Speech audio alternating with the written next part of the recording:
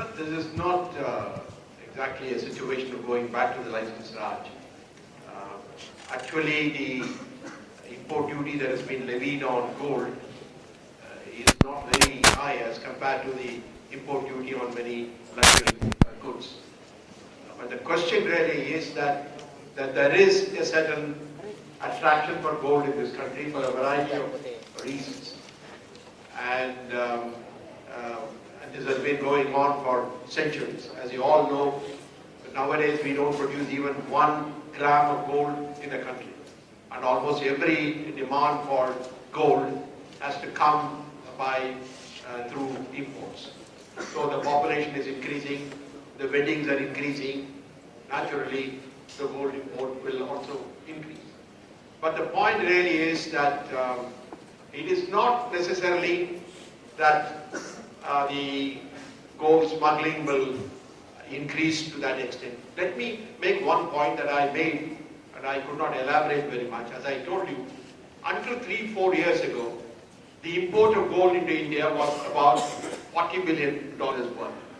In fact, if you go to 5 years earlier, it was only $28 billion. Since then, it has increased from something like $40 billion to 56 or 60, the number that Ranaday was fond of, was $60 billion. Now, why? I think the additional import of gold that has come is precisely because of gold as an investment. And gold can be imported for the purpose of jewelry and other purposes. And gold can also be imported as an investment. And this attraction as an investment has come only because of the high inflation and also the fact that the financial assets are not giving the correct return. My belief is, as inflation goes down and as the return on financial assets become more attractive, we will come back to the normal levels, which is around about $38-40 billion, which I think still we can manage. It is not going to be too difficult a problem. But when it crosses that number, I think it really is a matter of concern. The point is that 10 to 15% duty on gold is, in my opinion, comparatively low as compared to all the other duties on luxury goods. Gold is like King Canute. He wanted everything to be gold, but when he touched things and they turned to gold, including people that he knew, so there were problems. Okay? So is gold the King Canute of India? There's an interesting question here to Mr. Vinod Rai. The question is that the finance minister said that institutions like CAG, Supreme Court have overstepped their area of purview. And do you think that this is a true statement of what has actually been taking place?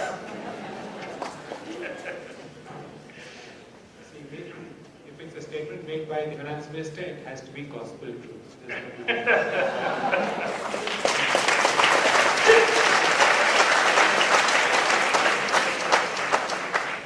What happens is, governance is a zero-sum game. If somebody cedes space, somebody moves into that space. And that's exactly what has happened to the courts.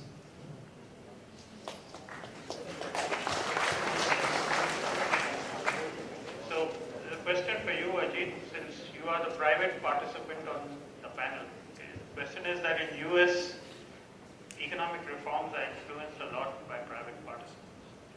And you being an economist in the private sector, how do you think private influence is there on government policy, if at all? And can anything be done to actually increase it? Yeah,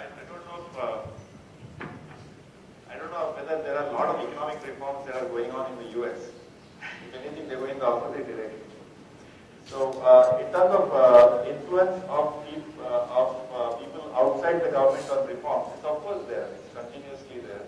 How strong, how effective, I don't know. But we have chambers of commerce, several national level chambers of commerce.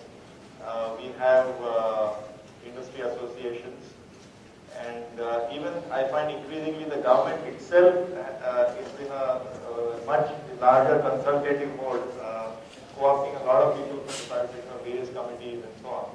So I think the private sector is involved in various ways. I think it's not uniform. I mean, in some industry it's there. Certainly it's not as strong as for example, in agriculture.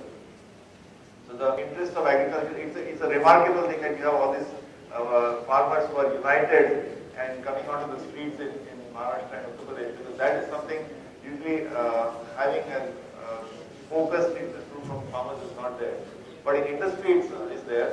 And I think the other group which is not perhaps adequately influencing government policy to the extent that it can or it needs to is the SME sector, MSME actually, means small and medium enterprises. Because I think that is the one sector which actually is the real almost backbone of industry. 50% employment, 50% output, and 50% of the exports come from the SME sector. But I don't think they have as proportionate an influence on policy. There was an interesting comment you made about the IMF loan being paid back in 2 years. One of the comments made on that was that the government did not like this, noose around its neck, and it wanted to pay back fast so that it could increase fiscal deficits. And in fact, deficits started to rise the moment we paid back the loan. Sometimes the noose does not work. But despite high deficits, India is one of the fastest growing economies in the world. It's certainly in the top 10, if not the second or third highest. So if you look at the correlation between, I'm not here to make a case that deficits are good. I'm not saying that, but the fact is that India's demography is such that we can live with a certain level of deficits, which are perhaps higher than Western economies, because this deficit represents indebtedness, which is going to be repaid by unborn generations. And these unborn generations, they are more coming all the time because it's a demography. So on a per capita basis, the tax burden of paying for the past debt is going to be much lower than what otherwise the Western economies think. And incidentally, India's tax to GDP ratio is, I don't know, about 90%. There are countries with 200 and 250% of GDP as tax to GDP, debt to GDP ratio. On the repayment of loan to the IMF, in 1981-82, also we had, Vanity referred to it, we had borrowed, that is what was not structural reform, it is the extended fund facility, EFF as we call it. That we were able to repay because that on earlier than scheduled, because the Bombay High came on and our balance of payment situation improved, and that is why we were able to pay back earlier than the schedule. In 1991 again, I think it is not because that we wanted to escape from the noose. I mean, I think that puts a question mark on the whole set of reforms that we wanted to introduce in 1991. I think an integral part of the 1991 reforms was fiscal consolidation and was an attempt to bring down the fiscal deficit. Because if you look at the 1980s and the 1990s, even in 1980s we had a faster rate of economic growth, but it collapsed in 91 because that growth was financed by a high level of current account deficit and a high level of fiscal deficit. And therefore the correction of the fiscal deficit was very much needed. All that happened was in 91 again, as a result of the devaluation, as a result of the various measures, our exports started picking up and we were in a position to be able to repay. I don't think it was any attempt to get away from the need to bring down the fiscal deficit. There is an interesting question from a member of the audience for Dr. Rangarajan, which is about the current impasse, or even the recent past impasse between the finance minister and the governor of the RBI, where they both seem to be taking walks, but maybe not necessarily in the same direction. And so the question is, is it right for a finance minister to actually intervene in what the RBI is doing? And I mean, what should be the stance of an RBI when a finance minister takes that sort of decision? Well, in a democracy and in a parliamentary form of government, the role of the governor of the central bank vis-a-vis the finance minister is somewhat different from the role of the central bank governor in a country like the United States, where the governor or the chairman of the Fed is being directly appointed and the Senate approves and he becomes directly responsible to the Senate. Therefore, very often we used to say that the Reserve Bank of India is not independent of the government, it is independent within the government. You may interpret it in any way you want. But the whole point really is that the governor of the Reserve Bank has an independent say, and he has the basic authority to express his views. And the finance minister, of course, has also is responsible to the parliament, and therefore he has certain views. Therefore, in some ways, the views coming up on the surface is not a bad idea. But I would say that each has a certain commitment. The central bank of the country perhaps has a greater commitment to price stability. It all depends upon how the objectives are interpreted. But I don't think this by itself in any way undermines either the authority of the finance minister or the governor of the central bank. There's an interesting statement that Mr. Vinod Rai made about how markets need to be nurtured before you actually start to regulate. And one of the participants actually raised a question around this, saying that we've had this constant delay on GST, which you also were talking about. And, so when we thought we'll implement it in 2012, then 13, and now maybe 2015. So the question is, to what extent does this tell us something about policy paralysis, about the political system, and, about the fact that it has impacts on future growth of the Indian economy?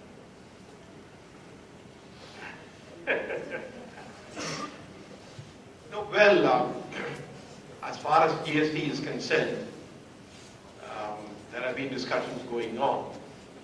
Obviously, there are different viewpoints and they have to be reconciled. And therefore, this is inherent in the federal structure that we have. Therefore, some people talk about, in a broader sense, whether decision making is easier in a democracy or in a dictatorship. I think, or a totalitarian form of government. But decision making in the democracy may be somewhat slower than the other, but it has the advantage, it carries the consensus. And I think there's a point that Vinod Rai also made in the beginning, namely operating in a democracy has its own advantage.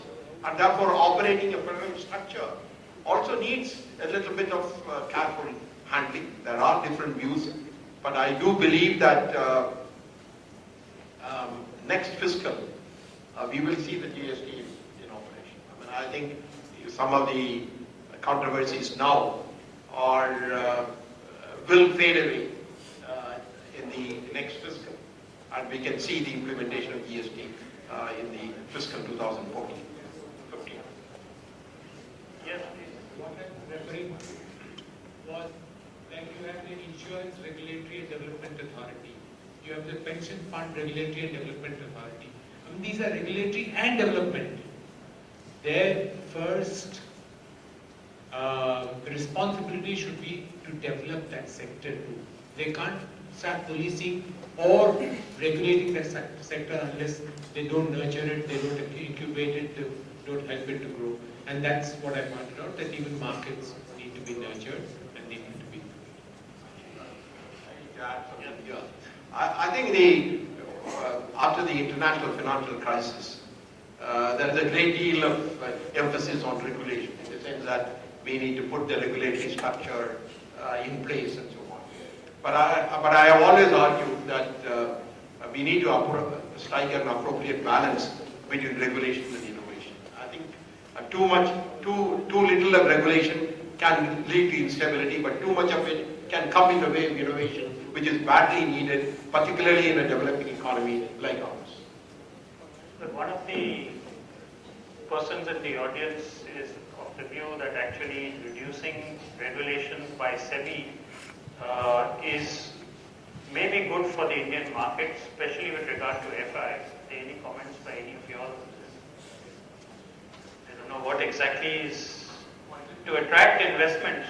Should we reduce the regulations on FI? I think, though the question does not state it upfront, I mean, this may be referring to, the geographical location of FI, may be referring to participatory notes.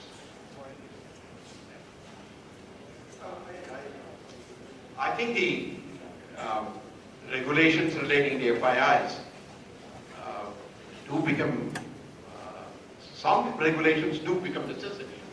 I don't think that we can really knock off all the regulations. As you know that there is a distinction between FII investment in debt and FII investment in equity.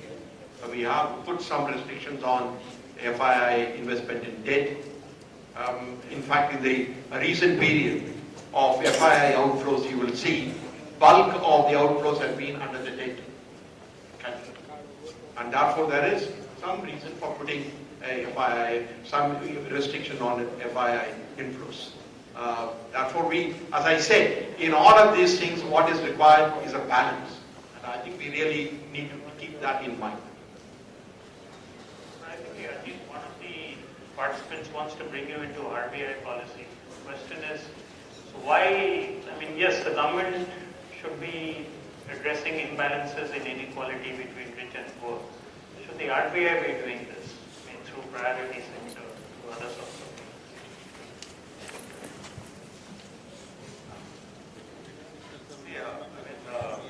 RBI is not a, so should it have a role of equity? Great reputation, I would say, think about RBI with the former governor sitting here. But my understanding, and I'll say what my understanding is, that it's not a single mandate. It's not that they just have one single mandate. It is actually a multiple mandate. And the multiple mandate includes, number one, protecting the value of your money. Whether you are rich or poor, protecting or maintaining the stability of your money, which is maintaining the stability of the rupee, or basically maintaining low and stable inflation is one, but there are several other things as well. Ensuring adequate credit to all sectors of the economy. Because, as I said, SMEs, perhaps persistently we feel that there are businesses out there who desperately need some credit, especially for at least working capital, but are unable to raise credit.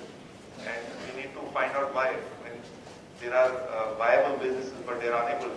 So ensuring adequate flow of credit. Then, now increasingly worrying about financial stability. So there's non-bank, there are banks, there are non-bank finance companies. There are in Chinese context is what they call shadow banking. So and in this whole business of we just had a major financial crisis in 2008. So ensuring some sort of financial stability also. And then, so I think in light of all that, I wonder if, because you don't have a single mandate, so it's not surprising that you have to do things like have some directed credit, or use some macro-prudential measures like risk weights to the real estate, commodity real estate, housing. So these are all, I think, overall consistent with the overall framework, which is a multi-mandate thing. I don't think they're actively trying to take money from the rich and give it to the poor. If that is the impression that the RBI is actively engaged in redistribution policy, that's not what's going on. I think it is what they do is consistent with this multiple mandate that they have been given. Well, there are multiple mandates, but I have always argued that multiple mandates must be prioritized. There must be a hierarchy of objectives. Otherwise, any institution will find it very difficult to function. If all objectives are important and if you have 15 objectives, then you can never hold the institution accountable or responsible. Therefore, I agree there are multiple mandates. I don't think there is only one single objective. But among the objectives, price stability is the most dominant objective of monetary policy. Now, coming back to this particular question that was raised, this goes back to the issue that Vinod Rai also mentioned earlier about the developmental role and the regulatory role. If you look at the functioning of the Reserve Bank of India in the early period, the development of agricultural credit, the development of industrial finance also became part of the central bank, even though the central bank's primary responsibility, you would say, is regulating. They created all these things. So in that sense, while the flow of credit is also part of monetary policy, if certain sectors of the economy do feel the additional requirement, then it can be done. And once again, I go back to the point that I made. In all of this, a certain amount of balance is required to be maintained. In fact, earlier on, as you know, the government was the most favored sector as far as the banking system was concerned. So a certain percentage of the deposits have to be invested in government securities, and more importantly, they have to be invested in government securities at a rate which was well below the market. So that got changed. And I think the priority sector credit also now, while a certain proportion has to go to to certain sectors, the rate of interest is not regulated. Therefore, there is some difference there.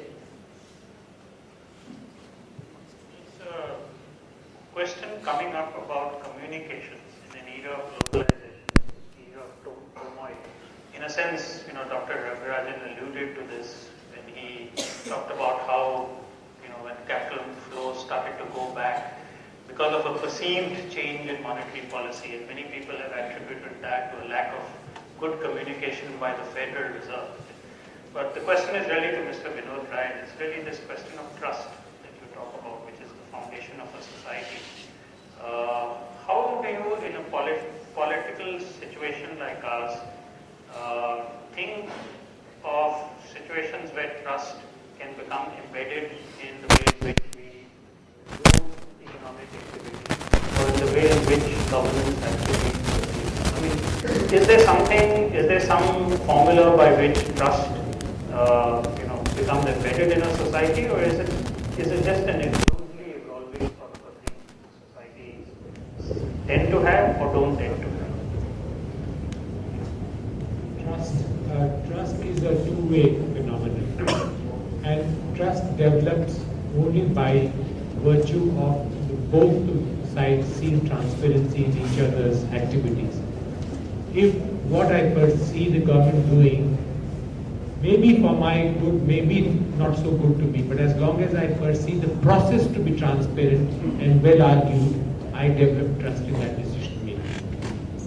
Similarly, as far as societal responsibilities are concerned, all of us draw very heavily on government infrastructure. So it's a question of our utilizing that infrastructure to ensure its maintenance and to ensure that it runs its lifetime. So it's a two-way phenomenon, and I think trust is to some extent loose, but you have to build up trust, and that can be built up. Credibility for each other builds up. Credibility of institutions get built up. Institutions, script their own destinies, and it is all on an edifice of trust or credibility or transparency.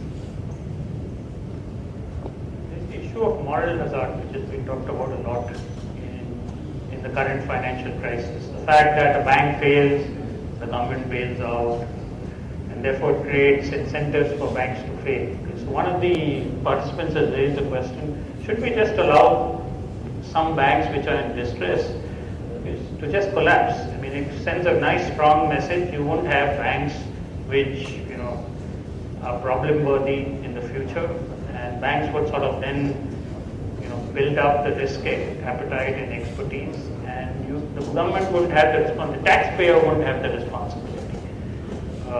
This is really for all three of them. Well, there is the expression too big to fail, in the sense that as financial institutions become bigger and bigger, there is so much linkage with the rest of the system.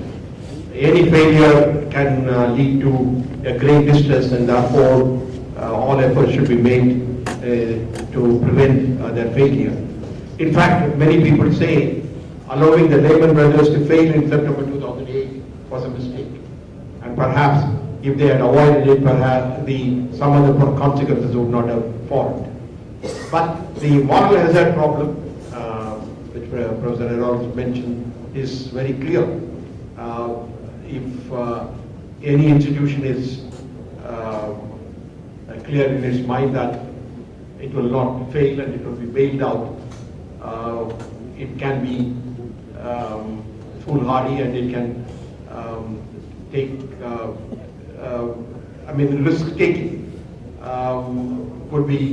would go far ahead. But that is why now in the regulatory framework there are a number of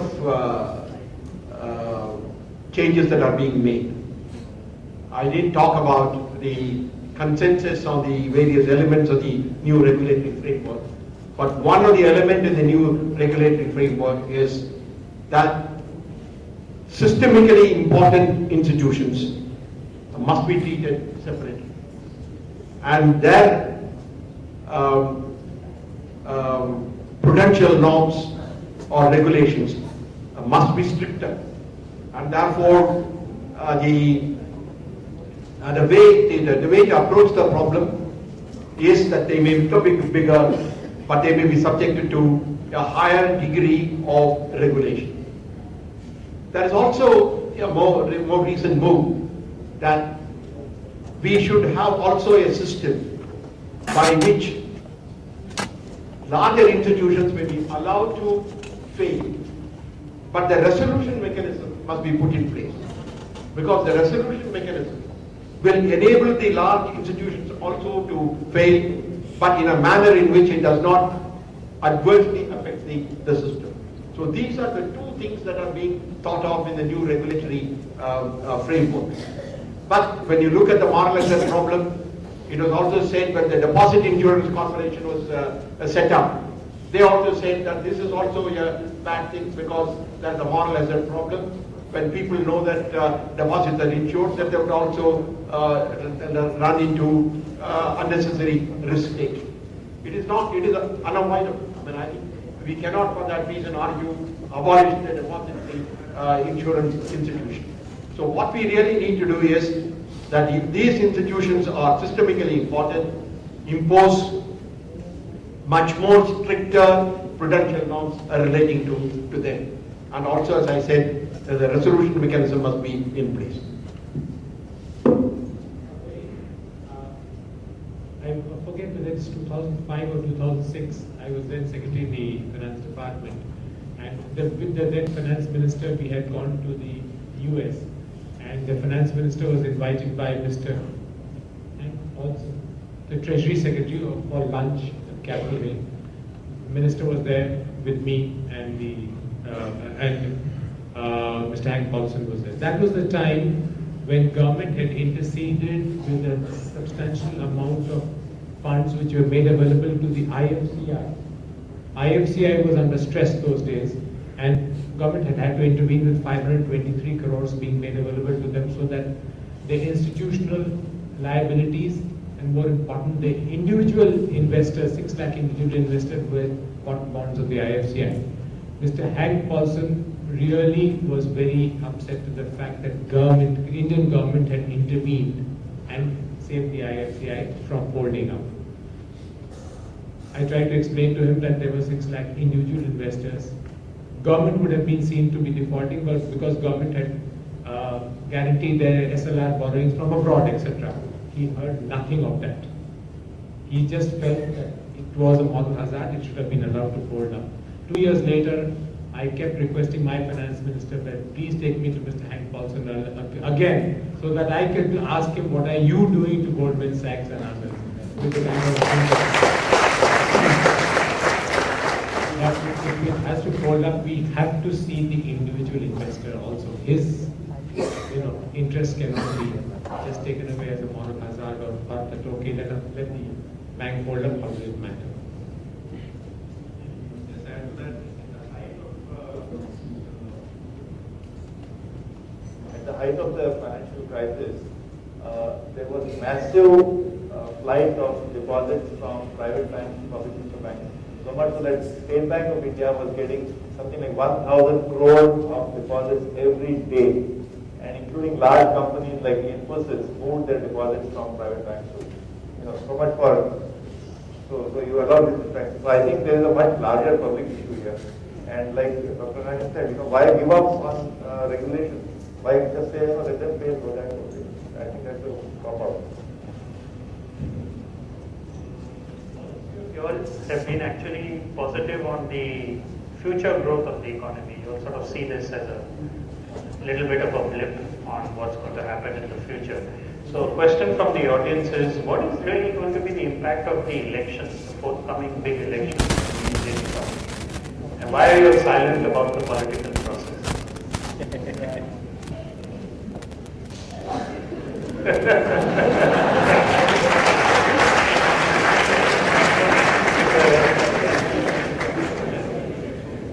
You can't have silence now. The political thing, I said this is the first time that the age group 18 to 25 is voting. They have a mind of their own. Let's wait and see which way this goes. Let's see us exercise their franchise, and hopefully it will be for the better of the country.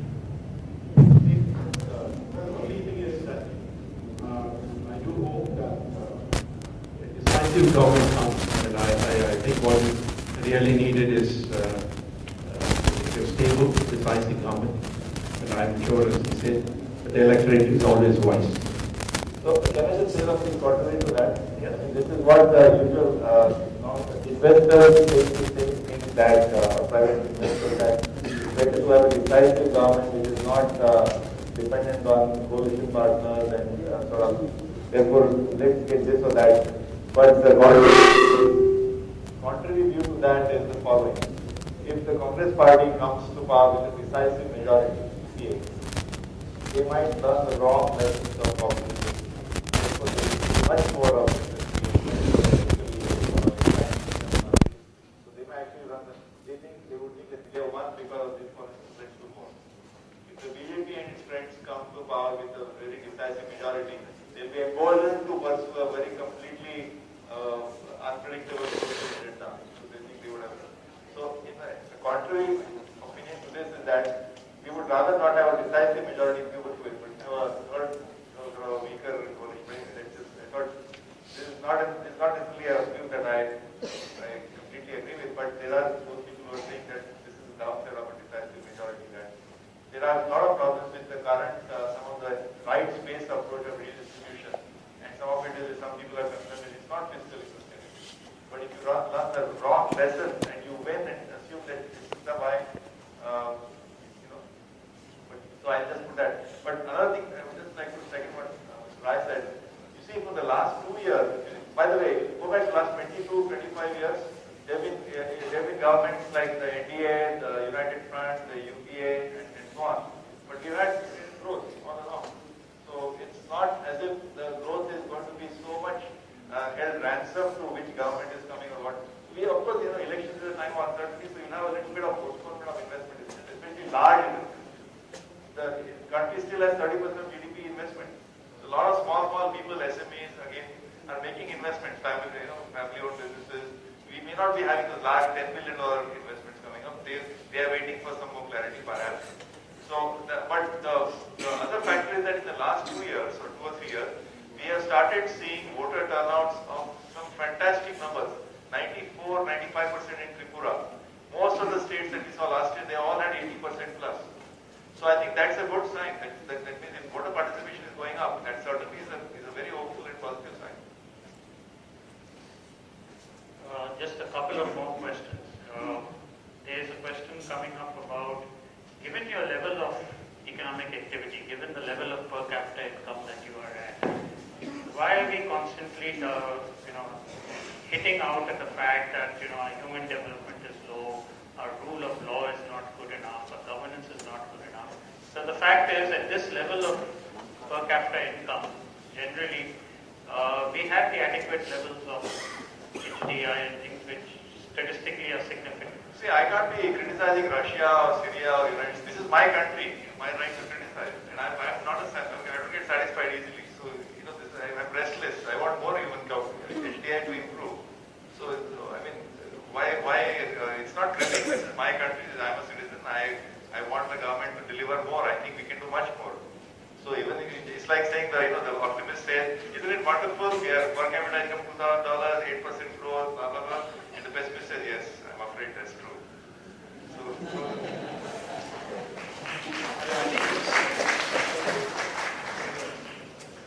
I mean, I also emphasize the fact growth is important. I mean, I think we need to grow fast in order to eliminate poverty. But we can't do it sequentially. I think this is no longer possible. In 17th and 18th century, it may be possible. Industrial revolution came first, and then came the social revolution. But in the 21st century, that is not the way we can go.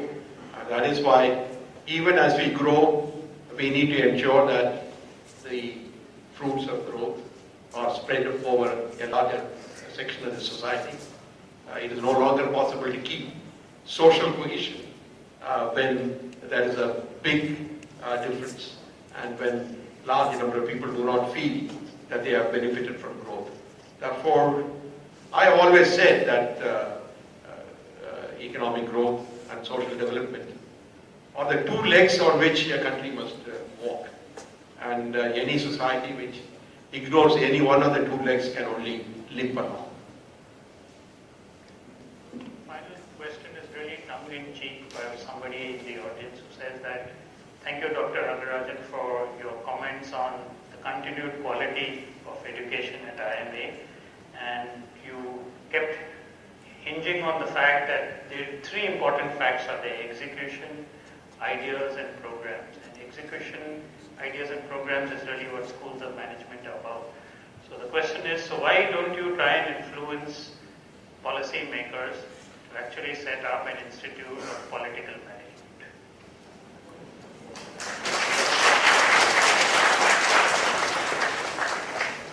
Well, I think the parliament is the Institute of Political Management.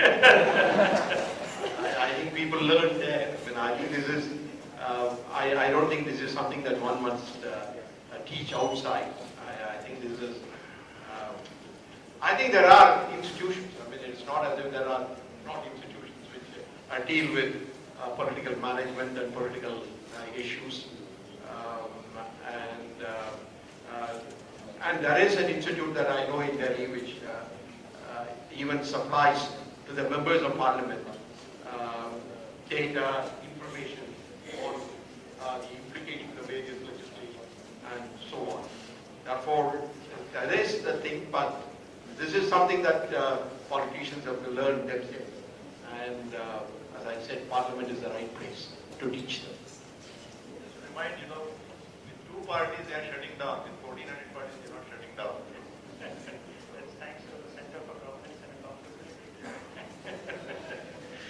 Okay, thank you so much. I'm sure you'll all agree that it has been a wonderful session, and speakers on the stage have really thrown light on a large number of issues regarding turmoil in the Indian economy.